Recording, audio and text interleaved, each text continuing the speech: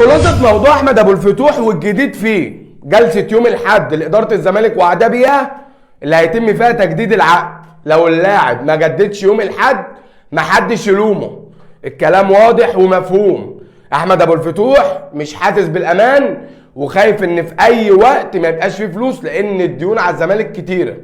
حد طلع قال له اصبر هنجدد لك خلال اسبوعين، كان الكلام كله من الحد. الكلام بدأ يختلف ان في جلسة يوم الاحد لو احمد ابو الفتوح ما تجددلوش محدش يلومه. مصدر مقرب من الاهلي او اداري الاهلي عضو مجلس اداره باشمهندس خالد مرتجي قال لك ننتظر ونترقب فسخ تعاقد احمد ابو الفتوح مع الزمالك لان دي صفقه جماهيريه ومطالب جماهير الاهلي مجابه.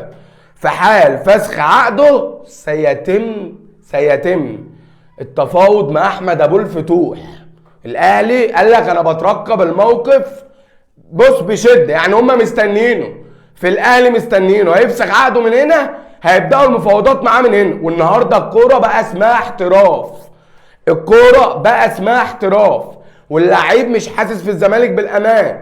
قال لك الجلسه يوم الاحد، بعد كده طلع واحد من مجلس اداره الزمالك قال له اصبر خلال اسبوعين اما نسدد الديون. احمد ابو الفتوح بدا يبقى عنده قلق، اداره الاهلي مستنياه بفارغ الصبر.